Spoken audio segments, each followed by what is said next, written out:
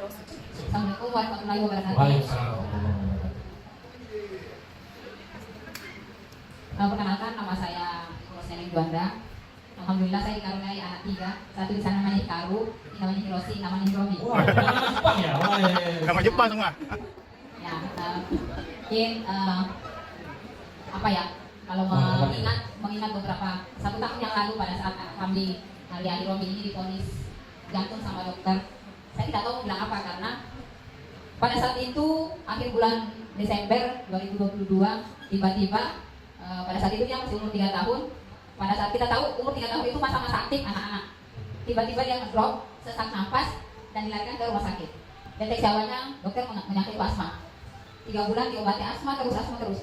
Bapak Ibu bisa bayangkan, saya cuma 3 hari absen dari ruang ICU, masuk lagi ruang ICU. 3 hari keluar, saya kira sudah bebas, ternyata 3 hari saja di luar, masuk lagi. Itu terus sampai 3 bulan. Akhirnya dokter bilang, coba kita screening jantung. Kenapa screening jantung, dok? Dia bilang, dokter, pernah tak biru anaknya? Tidak pernah biru. Terus cuma sesak nafas terus aja kan dok selama ini.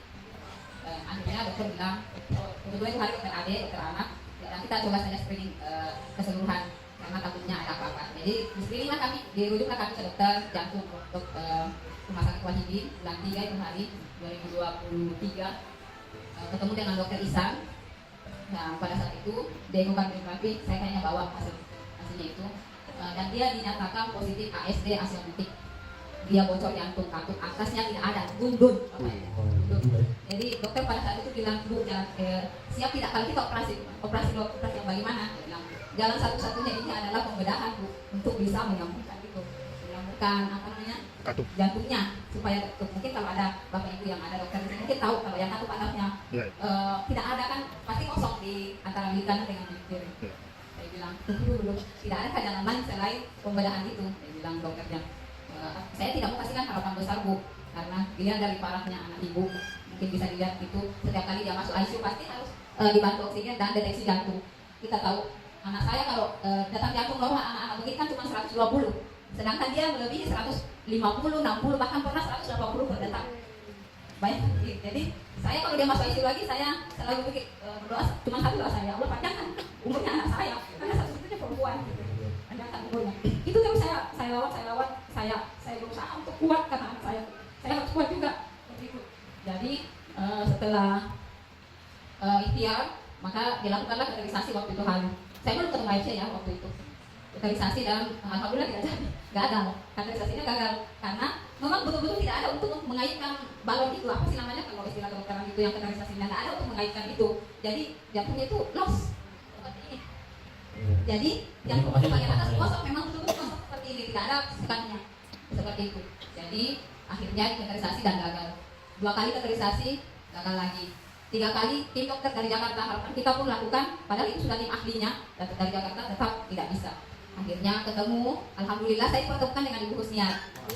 Ibu Husniar adalah kebetulan Ibu Husniar adalah senior saya di Guru Bahasa Indonesia. Mungkin di situ jalannya dia perkenalkanlah dengan produk AED ini. Mana ambilnya tadi Ami? Sebulan nasi hari. Awalnya saya minum belum ada perubahan ya 1 bulan. Saya belum ngeh perubahannya, belum ngeh. Tapi setelah saya 2 bulan, saya berpikir loh anak saya tidak pernah lagi ya masuk rumah sakit. Itu tidak pernah lagi, padahal kan tiap minggu pasti kita ICU, tiap minggu masuk ICU.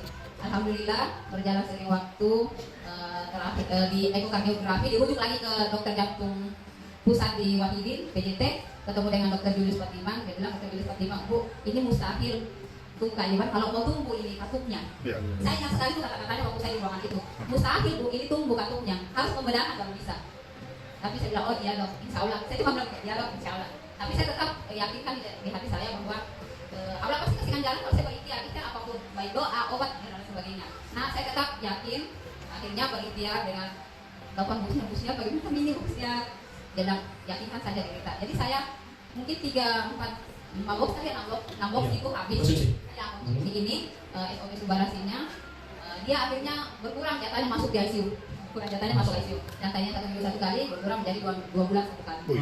Sudah itu berkurang lagi menjadi 6 bulan 1 kali. Kemudian 1 tahun 1 kali. Terakhir dia Agustus kemarin. Dari jeda September 2023, nanti kena lagi di 2024 Agustus. Jaraknya lama ya, alhamdulillah lama.